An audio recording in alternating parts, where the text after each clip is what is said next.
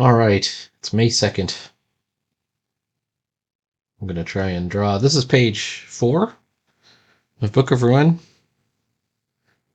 And I've started to think of this story as being one of chapters. I figured out where this chapter ends. Um,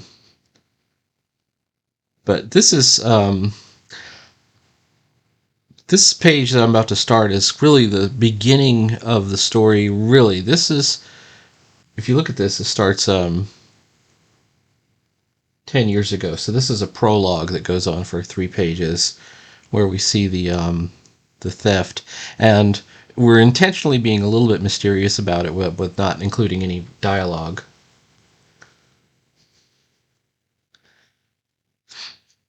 Now, this doesn't work unless I reveal immediately what I was hiding. If you try and be too sneaky about details in your story, it just becomes too confusing to the reader after a while.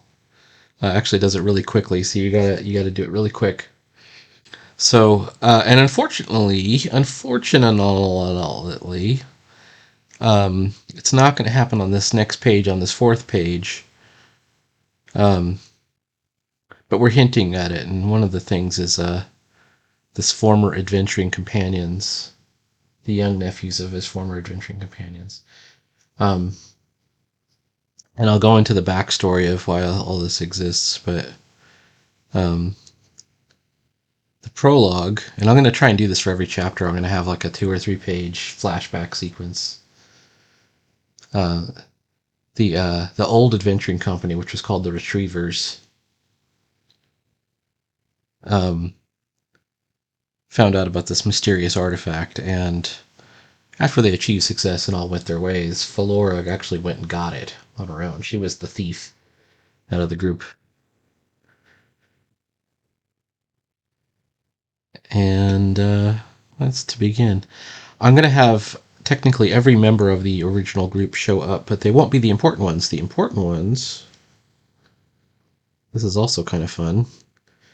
The important ones are going to be the next generation. That's what this story is really about, are these new characters, and they appear here for the first time. There's Perseus, Zephyr, who's like a little gargoyle dog, and then Balin.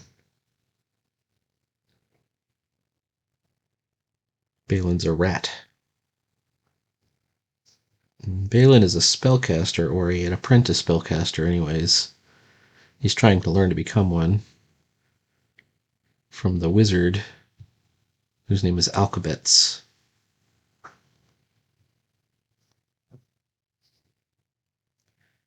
And there will be some surprises along the way about who the different relatives are. And actually, I was thinking of having one be. I'm torn on it, so even if I tell you, it won't be set in stone. Maybe one will be dead, or one will be rumored to be dead. Not sure yet. Of the former adventuring companions.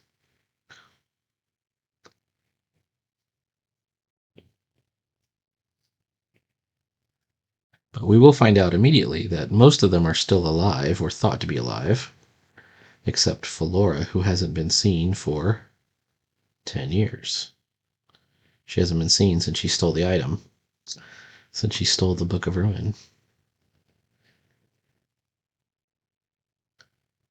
I will say in general, it's not a great idea to work in to make your story super reliant on flashbacks, but I think that's the whole point of this story, is that there has to be a lot of backwards stuff, or backward facing stuff, to make the forward facing stuff work out. Oops, here we go.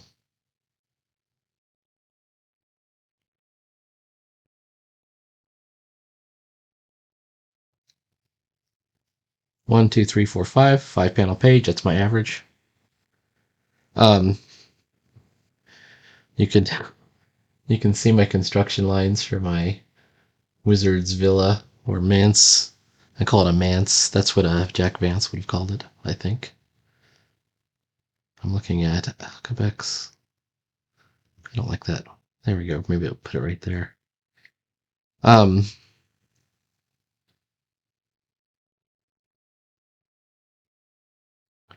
Inky. Pencil. Okay. One of the problems I have is I realized after I started drawing is I did not have enough on model drawings of Perseus. Um, Balin I can draw pretty consistently. Perseus is really hard to get in different facial expressions. Like in this one, um, he what did I do here? In this one, he's saying Balin, look out, as Zephyr is going to smash into Balin right over there, causing him to spill his ruined potion here. His ruined potion cauldron. This is a very D&D-ish story. Alright, I don't like that one. I do like some rusty... I like me some rusty nib. No, I want this fountain anchor.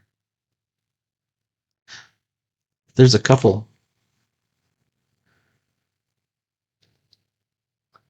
There's a couple others that I like the Smooth Natural. I wonder what Rusty Nib 4 looks like.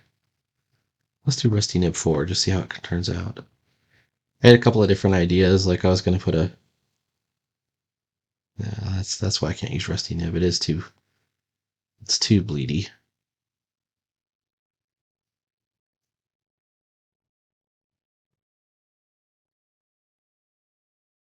The fountain anchor's nice. Yeah, that works out really well. I was going to have the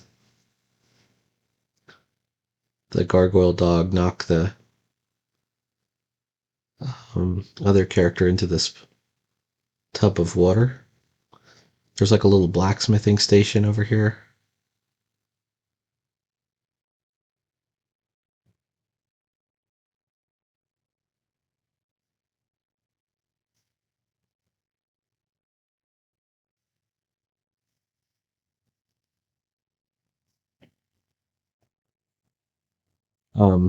One thing I probably should worry about is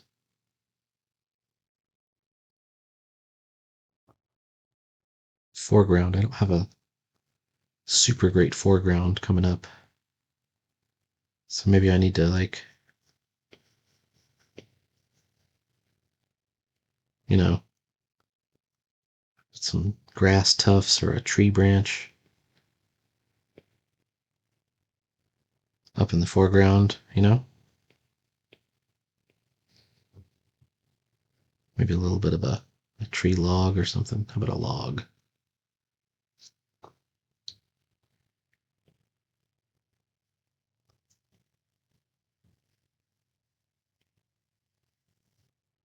I've tackled a bunch of different environments over the last couple of years, starting with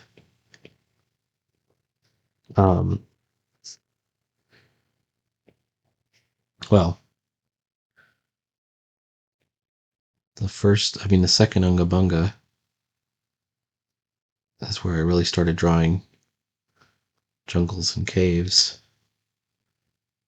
I mean, I was doing those before.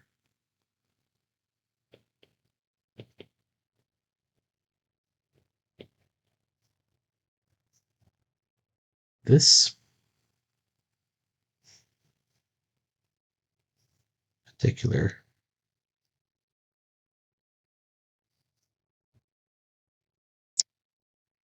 let's take a look at our pencil without our pencil here.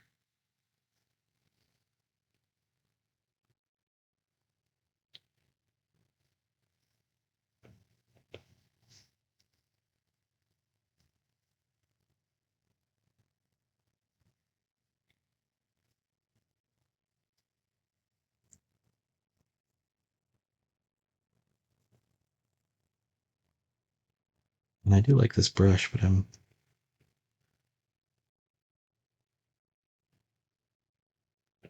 I am concerned that it does tend to get a little wild on the line weight.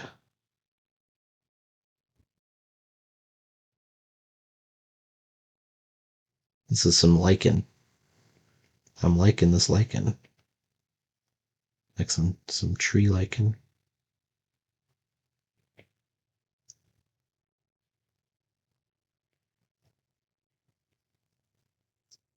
Okay.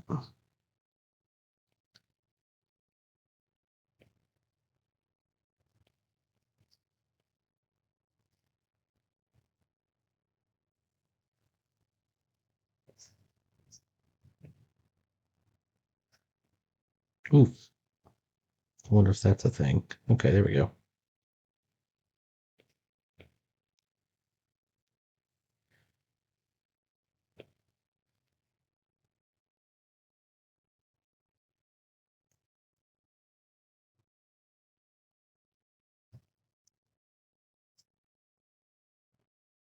Okay. So we got a tuft of grass. For some reason, I have a tub of water floating free. Okay, now we got the whole thing. All right. Let's try this tree.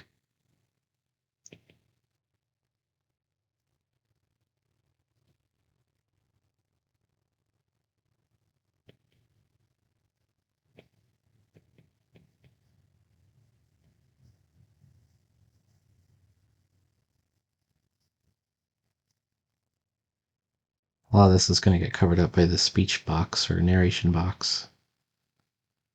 It's going to come up there. I have a feeling just this one panel is going to take longer than this video, by which I mean about 30 minutes. So I'll probably stop it at about 30 minutes. I learned something new. I've been doing these shorts, and they get lots of views. That's what's kind of the cool thing about the shorts is like I had one that got 700 views, and another one I did last night got around 400 views. But I don't know what to do with the originating video because it doesn't really fit into any of my other lists. So I delete the video, and and what happens is that immediately deletes the short too. Actually, not immediately, but it does delete the short too. I just figured that out today. See, I'm not really smart at the old YouTubes. I didn't, if it were up to me, I don't think I would have YouTube. I was fine without it for the longest time. What I found out, though, is if you don't represent yourself, other people will want to try and represent you for you to their own benefit. And so you gotta get out there. They're gonna want to give out your stuff, take credit for it.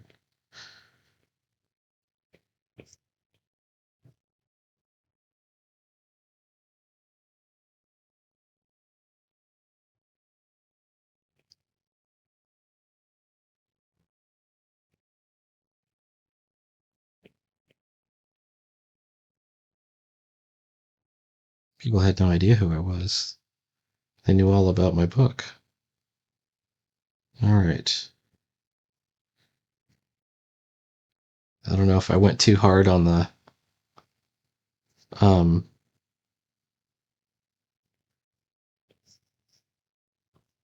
line weight there. I might have.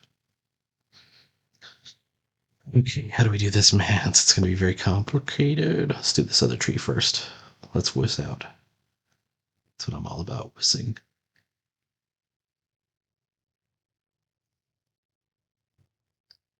Like they had no idea who I was or what I was capable of.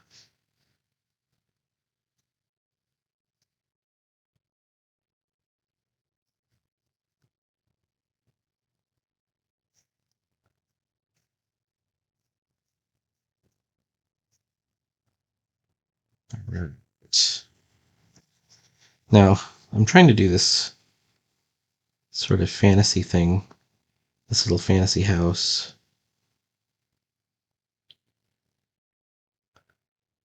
It's like a Tudor style villa. There's a tower.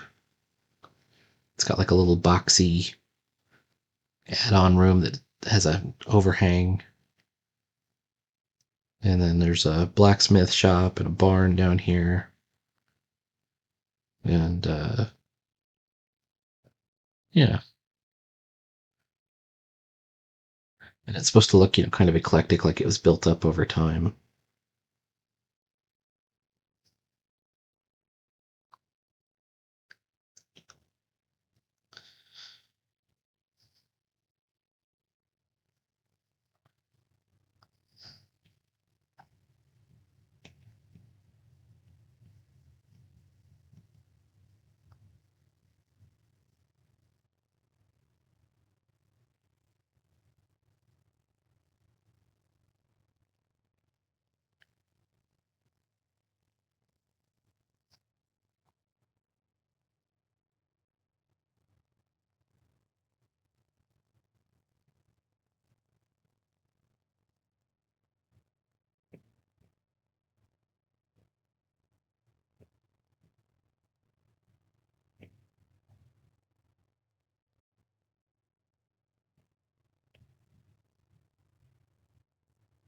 All right, let's see.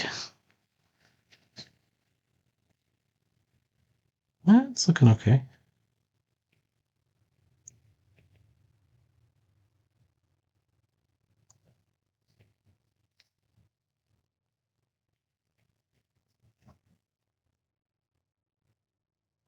That's a little bit of a. Might have to go over this again with a micro nib.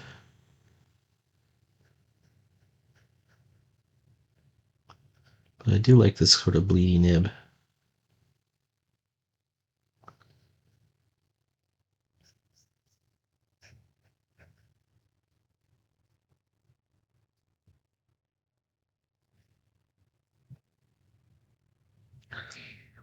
All right. Let's get a little bit more outlines. A few more outlines.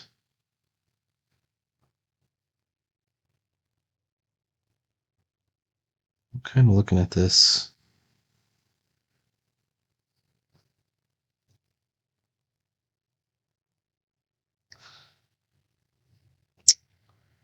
Okay.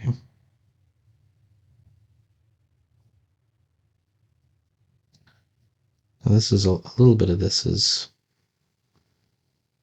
a lot of this is, obviously it's perspective, 2-point perspective to be exact. But some of it is eyeballing it.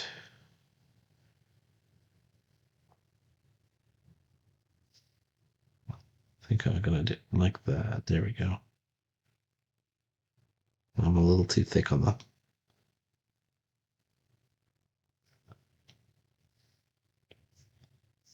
shutters.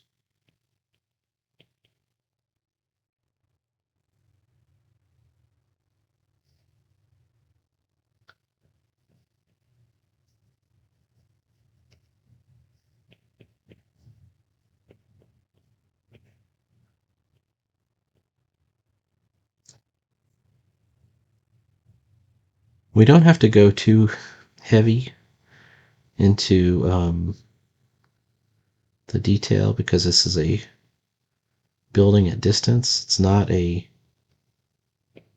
like the details are less integral than the effects of the details. By the way, check out Stephen Travers drawing the effects of detail without drawing the detail.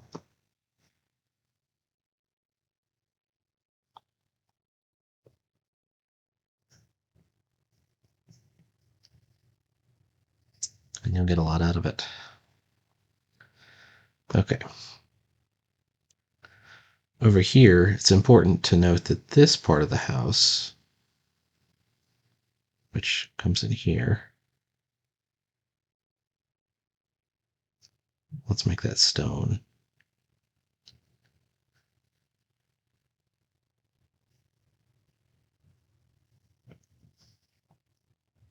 And then there's like an overhang, so it's a little darker. is behind this part of the house, which is drawn Tudor style with the exposed kind of cross beams and stucco. I think it's stucco.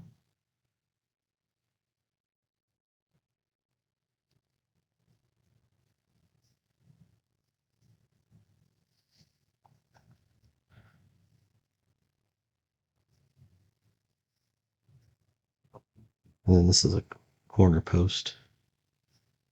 Okay. And then this is the edge of the roof. So if you get the edge of the roof, you got a little shadow underneath.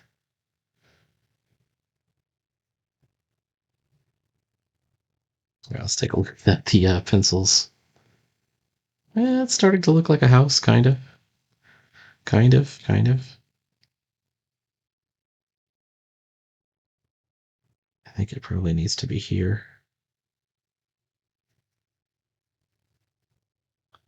Some hatching.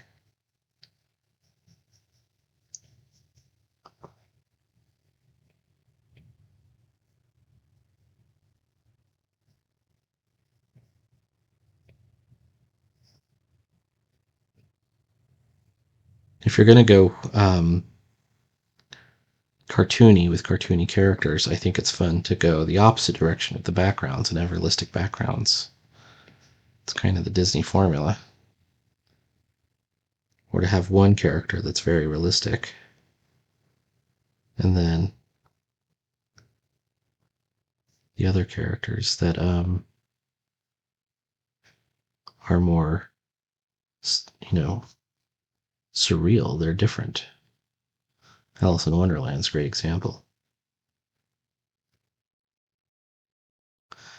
I did already. Whoops. My Alice in Wonderland type story, which is Brillig. I did the first chapter of it, anyways. I say first chapter. I did the first 32-page book, the first issue. And then there will be another issue.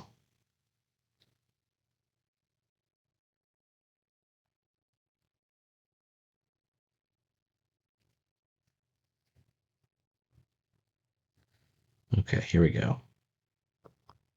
Now I want to go underneath. There we go.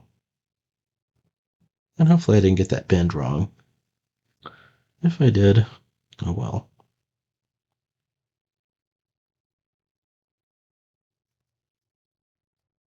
And once again, we can really focus on shadow.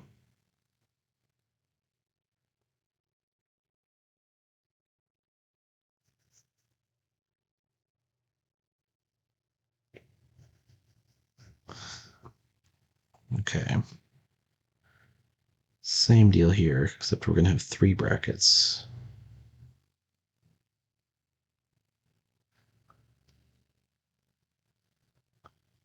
All right, this line has to be in line. There we go.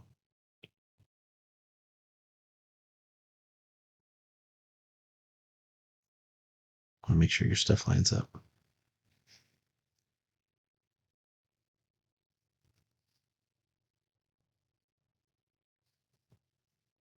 I'm a little torn because we're rounding a corner here. Like this is the corner of the building. And we've established that this plane is white, while this plane is the shadow now. So it's like reversed.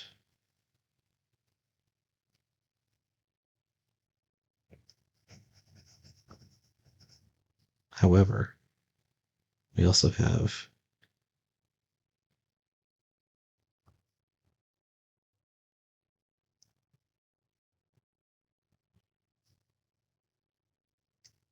this area is underneath.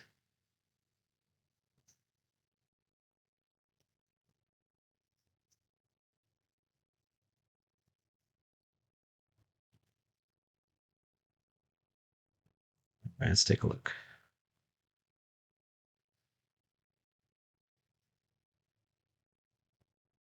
So there's always going to be a certain amount of improvisation. Let's take a look.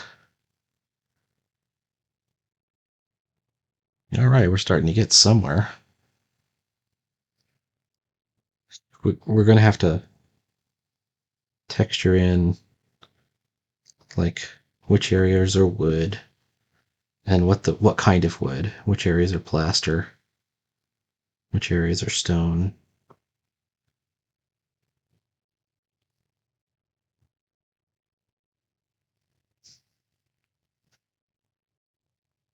Etc. One of the most distressing things is I'm going to have to do this again every time I draw this stupid house. Actually, no, I won't. I think there's a way. Um, I think I had it in my mind that I'm going to be burning this house down.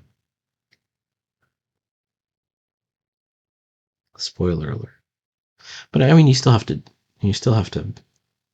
draw it at that point. At this point, I'll have to like load in a reference and just do my best to get it right. This is the basement room of Alcabets, but the top, not the basement room, the what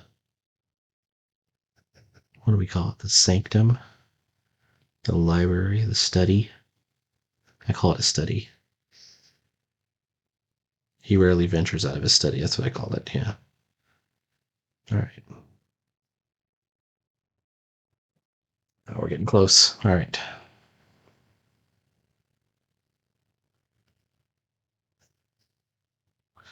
Shout out to all my new followers. I hope you enjoy comics. I hope you want to make comics. That's what I'm all about. If you need help, let me know. I would be glad to help you get started. I think anybody can make comics, but you have to be willing to try. You have to be willing to fail.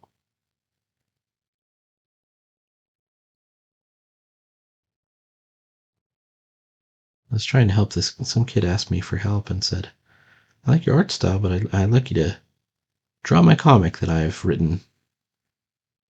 And I don't think he meant anything sinister by that, but of course I can't. And I don't like to draw other people's stuff, unless it's somebody I know. Um, I like to work on my own stuff, you know? But I think, this is a controversial opinion, but I think that the concept of collaborative teaming is way overblown. Comics is a medium in which the storyteller, the primary storyteller, is the artist. Even if you split the duties and say you have an artist and you have a writer, and an inker and a colorist and a marketing expert and what have you, all you're doing is diluting the product every time you split it.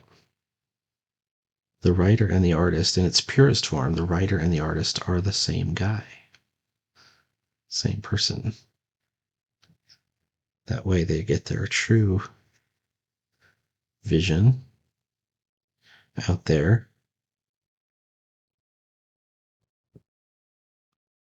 This was true for Charles Schultz. This was true for Jack Kirby. This was true for Steve Ditko. This was true for Jack Cole. This is true for Will Eisner. This is true for Frank Miller. This is true for all the truly great cartoonists. I do think it's okay to, once you get old and you get overwhelmed with shit, you start to hire some assistants or something. That benefits the assistant because he or she gets to put effort into mastering the craft of drawing. How else are you going to get there?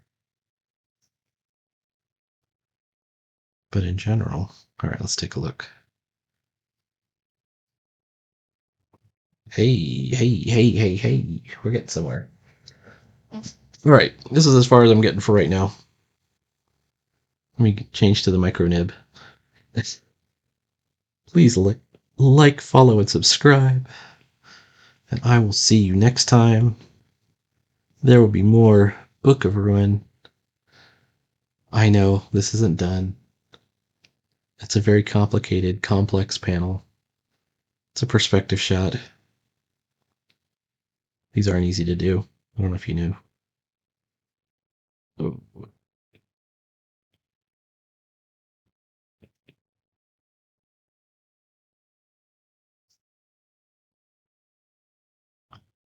And there will be more. I'm going to do this in bricks.